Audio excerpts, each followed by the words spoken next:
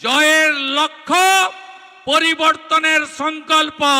তাই পরিবর্তন সংকল্প সভা আপনাদের সকলকে আমি স্বাগত, শ্রদ্ধা, শুভেচ্ছা, গুরুজনদের প্রণাম, মাতৃমণ্ডলীকে বন্দন এবং আমার আদিবাসী বন্ধুদেরকে জোহার জানাই। আজকের এই সভার যিনি আয়োজক ব্যবস্থাপক, মাটির মানুষ, যিনি নেতা নন, আদর্শ কর্মী, জেলার সভাপতি মান্যবর প্রতাপ সিং মহোদয়, আমাদের রাজ্যের নেতা, লোকসভার নেতা, উত্তর মালদার সাংসদ, আমাদের রাজ্যের জনপ্রিয় আদিবাসী মুখ খগেন মুর্মু মহোদয়। রক্ত দেখেছিলেন নাগরাকাটাতে, দেখেছেন কি করতে গেছিলেন খগেনদা? রিলিফ দিতে, ভোট চাইতে না। রক্ত দেখেছেন কি? হ্যাঁ কি না বলুন না। বদলা চান তো? বদলা যদি চান, বদল আনতে হবে। হ্যাঁ কি না বলুন। খগেন মুর্মুর রক্ত, খগেন মুর্মুর রক্ত।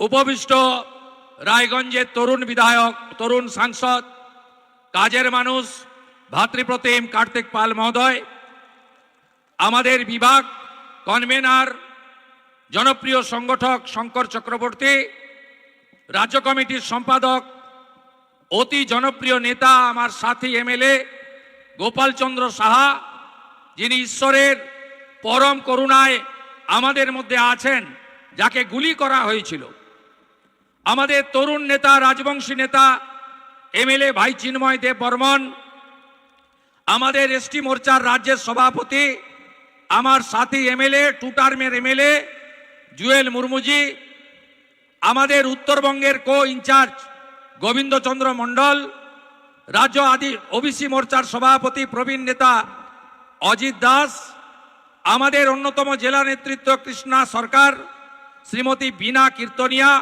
শ্রী অভিষেক সিংহানিয়া, শ্রী স্নেহাংশু ভট্টাচার্য, শ্রী রতন দাস, শ্রী অভিষেক মিশ্র, শ্রী নির্মলচন্দ্র মণ্ডল, শ্রীমতী অনিন্দিতা প্রামাণিক, শ্রী রূপেশ আগরওয়ালা, শ্রী শ্যামচাঁদ ঘোষ, শ্রী শিবেন্দু শেখর রায়, শ্রী উজ্জ্বল দত্ত, শ্রী সুভাষ কৃষ্ণ গোস্বামী এবং অজয়দা সম্ভবত আসেননি, তিনি আমাকে মালদায় স্বাগত করে ওখানে অপেক্ষা করছেন। এবং বিশেষ করে আমার অতি প্রিয় ভাতৃসম মণ্ডল প্রেসিডেন্টরা, আমি প্রত্যেককে ধন্যবাদ জানাই। আপনারা জানেন কি করেছেন? এই এসডিওর নামটা লেখা থাকলো, সরকার হওয়ার পরে আপনার সঙ্গে দেখা হবে আমাদের। প্রথমে হাইকোর্টে আমরা গেলাম, হাইকোর্ট বলল 26 তারিখের মধ্যে জানিয়ে দাও করতে দিবে হ্যাঁ কি না। এসডিওর সঙ্গে বিনয় বাবু, প্রতাপ দা, অভিষেক মিশ্র, অভিষেক সিংহানিয়ারা দেখা করলো।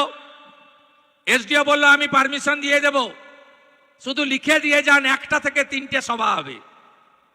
এরা ভাবলো ভারতীয় জনতা পার্টি করে, রাষ্ট্রবাদী এরা, এরা সনাতন সংস্কৃতিতে বিশ্বাস করে, জাতীয়তাবাদে বিশ্বাস করে, মোদিজির সৈনিক। এরা বিশ্বাস করলো, এসডিও চেয়ারকে মর্যাদা দিল, লিখে দিয়ে এলো 2 তারিখে 1টা থেকে 3টে সভা হবে। লিখে নিয়ে রিজেক্ট করলো। তাই আমরা এখানে অনেক বক্তা বলতে পারলো না, আমাকেও ঘড়ি ধরে বলতে হবে 2:30 বেজে গেছে, 3টেই শেষ করতে হবে, কারণ আমরা হাইকোর্টকে মর্যাদা দেব। মর্যাদা এই কারণে আমি দেব, বিশেষ করে 104 বার রাজ্যের প্রধান বিরোধী দলের নেতাকে হাইকোর্ট থেকে অনুমতি নিয়ে কর্মসূচি করতে হয়েছে। এটি আমার 104তম হাইকোর্ট থেকে অনুমতি নেওয়া কার্যক্রম। চিরদিন কাহারও সমান নাহি যায়। এপ্রিল মাসের পরে তৃণমূল বিরোধী দলে যাবে, সেই দিন হিসাব হবে। বন্ধু, আমরা ঈশ্বরে বিশ্বাস করি, যে যেমন কর্ম করবে তাকে সেই মতো ফল পেতে হবে, এ কথা চিরন্তন সত্য। আজকে শুধু রাজনৈতিক কর্মসূচি নয়, ধর্মীয় কর্মসূচি করতে গেলে বাধা দেওয়া হয়। দুর্গা পূজা, কালী পূজা, জগদ্ধাত্রী পুজো, হনুমান জয়ন্তী, রামনবমী, কোথাও পারমিশন দেবে না। সোহরাবুর্দি আর জিন্না যে স্বপ্ন দেখেছিল মুসলিম লীগ, সেই স্বপ্নেই সরকার লালিত পালিত হচ্ছে। শুধু তাই নয়, মোথাবাড়িতে যখন ওয়াকফ অ্যামেন্ডমেন্ট বিল নিয়ে আক্রমণ করা হলো, হিন্দু দোকান ভাঙা হলো, সেদিনও প্রথমে অজয় গাঙ্গুলি, খগেন মুর্মু, গোপাল সাহা সহ তৎকালীন রাজ্য সভাপতি আমাদের কেন্দ্রের রাষ্ট্রমন্ত্রী ডক্টর সুকান্ত মজুমদারকে 12 কিলোমিটার দূরে আটকে দেওয়া হলো বেড়া দিয়ে। আমি বললাম অজয় দাকে, কেন্দ্রের মন্ত্রীকে ঢুকতে দিচ্ছে না, আমাকে তো দেবেই না। আমি গেলাম হাইকোর্টে, হাইকোর্ট থেকে অনুমতি নিয়ে হিন্দুদের পাশে দাঁড়ালাম। মোথাবাড়ি বাজারে গিয়ে সে দৃশ্য দেখে চোখের জল রাখতে পারবেন না। নিরীহ দোকানগুলো, বাড়িগুলো ভেঙে তছনছ করেছে। একটাই অপরাধ, ওরা হিন্দু। একটাই অপরাধ, হিন্দুরা সংখ্যায় কম। এ জিনিস বরদাস্ত হবে না, এ জিনিস আমরা বরদাস্ত করব না। 5টা হিন্দুর দোকান ভেঙেছে, পাশে 3টা মুসলিম দোকান রেখে দিয়ে চলে গেছে। এরা কারা? এরা আমি মনে করি রাষ্ট্রবাদী হতে পারে না। ঠিক তারপরে একইভাবে ধুলিয়ান শামসেরগঞ্জে আমাকে ঢুকতে দেওয়া হয়নি। হাইকোর্ট করে গেছি, বেদবনা সহ 10টা হিন্দু গ্রাম, নুন রাখার বাটিটা পর্যন্ত নেই, মাত্র 16% হিন্দু থাকে। এ কোন রাজ্যে আপনি আছেন? কোন রাজ্যে আপনি বসবাস করছেন? যেভাবে দীপু দাসকে বাংলাদেশের ময়মনসিংহে জ্বালিয়ে দেওয়া হয়েছে জ্যান্ত, একইভাবে হরগোবিন্দ দাস 75 বছর, তার 42 বছরের যুবক পুত্রকে পশু কাটার তরবারি দিয়ে কাটা হয়েছে ধুলিয়ানে। এ কোন রাজত্বে আছেন আপনি? উস্কে ছিল কারা? মমতা ব্যানার্জিরা, সিদ্দিকুল্লাহ চৌধুরী আর ববি হাকিমরা। ওয়াকফ অ্যামেন্ডমেন্ট বিল কার্যকর হয়নি, কার্যকর হয়ে গেছে। মমতা ব্যানার্জি কি বলেছিল? দিল্লিতে গিয়ে আন্দোলন করুন। মমতা ব্যানার্জি কি বলেছিল? আমার প্রাণ থাকতেও পশ্চিম বাংলার মাটিতে ওয়াকফ অ্যামেন্ডমেন্ট বিল কার্যকর করতে দেব না। যারা মমতা ব্যানার্জির হয়ে এখানে বাজনা বাজান, রহিম বক্সি, তাজমুল হোসেন, বৃদ্ধ সমর মুখার্জি, আর এখানে তো পরিযায়ী এমএলএ নিহার চন্দ্র ঘোষ, উত্তর দিতে পারবেন? উত্তর দিতে পারবেন না। মোথাবাড়িতে হিন্দু দোকান লুট, ঘর, ধুলিয়ান শামসেরগঞ্জে আগুন, কার স্বার্থে করেছিলেন আপনারা? এই জিনিস বন্ধ করতে হবে, পরিবর্তন আনতে হবে। আমরা পশ্চিমবঙ্গে শান্তি চাই। এই পশ্চিমবঙ্গ আমাদের কেউ দয়া করে দেয়নি, এটা বাঙালি হিন্দুদের হোমল্যান্ড। হ্যাঁ, আমরা স্বামীজির ভক্ত। 12ই জানুয়ারি স্বামীজির জন্মদিন পালন করব। স্বামীজি আমাদের শিখিয়েছেন, নিজ ধর্মে আস্থা রাখো, অপর ধর্মকে শ্রদ্ধা করো। কিন্তু আপনারা অতীতটা ভুলে যাবেন না। প্রতাপদা বলছিলেন শিবরাম চক্রবর্তী থেকে ডক্টর শ্যামাপ্রসাদ মুখার্জির কথা।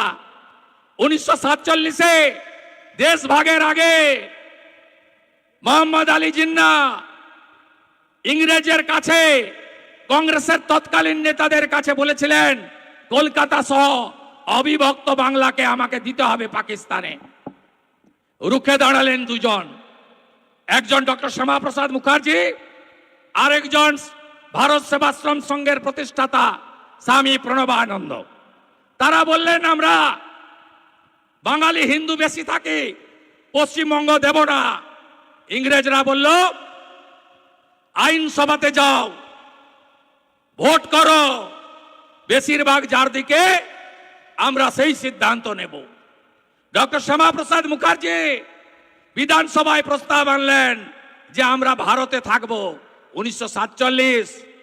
20 জুন 58 জন হিন্দু আইনসভার মেম্বার ভোট দিলেন ভারত ভুক্তির পক্ষে, 21 জন মুসলিম আইনসভার মেম্বার ভোট দিলেন পাকিস্তান ভুক্তির পক্ষে। আমরা থেকে গেলাম বাংলা। আর মালদা, মুর্শিদাবাদ, নদিয়ার একটা বড় অংশ 15ই আগস্ট আমরা পাইনি, 17ই আগস্ট পেয়েছিলাম। আরো দুদিন পরে ডক্টর শ্যামাপ্রসাদ মুখার্জি কৃষ্ণনগরের তৎকালীন রানীমা আর গৌড়বঙ্গের যারা শাসক ছিলেন তারা ছিনিয়ে এনেছিলেন। তাই বড় বড় কথা আজকে। এই ভূমিকে আমরা রক্তাক্ত হতে দেব না। ভারতীয় জনতা পার্টি গুজরাটের মতো শিল্প কর্মসংস্থান দেওয়ার কথা বলে, ভারতীয় জনতা পার্টি উত্তরপ্রদেশ আর বিহারের মতো সুশাসন সুরক্ষা দেওয়ার কথা বলে, ভারতীয় জনতা পার্টি কৃষকদের উন্নতির কথা বলে। আজকে মালদা জেলা বলুন তো 11 সাল থেকে তৃণমূল ক্ষমতায় আছে। যদিও এই জেলায় আমি তৃণমূলে থাকাকালীন তখন তো দিদি ছিলেন, উনি পিসি হননি। যেদিন পিসি হয়েছে আমি উনাকে ছেড়ে চলে আপনাদের কাছে এসেছি। 5 বছরও বেশি সময়। আমি জানি প্রথম দিন থেকে এই মালদার মানুষ তৃণমূলকে, তার দলকে ঘৃণা করে। 1998-তে দল প্রতিষ্ঠার পরে বিজেপির সঙ্গে জোটে কয়েকদিন ছিল, তারপরে 11 থেকে কংগ্রেসের হাত ধরে, তখন মানিকচক ছিল না, রতুয়া ছিল না, আড়াইডাঙ্গা নাম ছিল, একমাত্র সাবিত্রী মিত্র জিতেছিল। তারপরে কংগ্রেসকে ব্যবহার করে তৃণমূল আবার একা চলতে ফেলে দিয়ে একা চলতে শুরু করলো। 14 সালের লোকসভা নির্বাচন, উত্তর মালদা, দক্ষিণ মালদা, তৃণমূলের প্রাপ্ত ভোট 14% মাত্র। জামানত ছিল না, সিকিউরিটি মানি ফরফিট হয়ে গেছিল। 16 সালের বিধানসভার ভোটে এই জেলাতে তৃণমূল 0 পেয়েছিল। খগেনদা জিতেছিলেন, গাজল থেকে এমএলএ হয়েছিলেন, হবিবপুর বামনগোলা থেকে এমএলএ হয়েছিলেন, 0 পেয়েছিল। আবার 24-এর লোকসভা ভোটে এই জেলায় 2টো লোকসভা কেন্দ্র আপনি দেখুন, 12টা আসন, একটাও তৃণমূলের লিড নেই। হরিশ্চন্দ্রপুরে আছে, উত্তর না। রতুয়ায় আছে, উত্তর না। চাঁচলে আছে, উত্তর না। মালতীপুরে আছে, উত্তর না। গাজলে আছে, উত্তর না। হবিবপুর বামনগোলা আছে, উত্তর না। ওল্ড মালদা আছে, উত্তর না। ইংলিশ বাজার আছে, উত্তর না। মানিকচক আছে, উত্তর না। মোথাবাড়ি আছে, উত্তর না। বৈষ্ণবনগর আছে, উত্তর না। সুজাপুর আছে, উত্তর না। তৃণমূলকে, তার নেত্রীকে মালদার জেলার মানুষ পছন্দ করে না। তার কারণ তৃণমূল মানে হলো চোর। তৃণমূল কংগ্রেস মালদা জেলার এমন ক্ষতি করেছে যে ক্ষতির কোনো সীমা নেই। আপনাদের বলে না কেন্দ্র টাকা দেয়নি, কেন্দ্র টাকা দেয়নি তাই আবাস যোজনা হয়নি। জিজ্ঞেস করবেন তো এই তোলামূলকে। 2004 থেকে 14 কংগ্রেসের সময় ইন্দিরা আবাস ছিল IAY, 4,664 কোটি টাকা দিয়েছিল। মোদিজি প্রধানমন্ত্রী আবাস যোজনায় 14 থেকে 22 কত টাকা দিয়েছে জানেন? 30,000 কোটি টাকা। কত বাড়ির জন্য? 40 লক্ষ বাড়ির জন্য। আপনারা কেউ পেয়েছেন? পাননি। তাহলে টাকাগুলো এই লাভলি খাতুনদের মতো বাংলাদেশি অনুপ্রবেশকারী পঞ্চায়েতের প্রধান এরা লুট করে নিয়ে গেছে।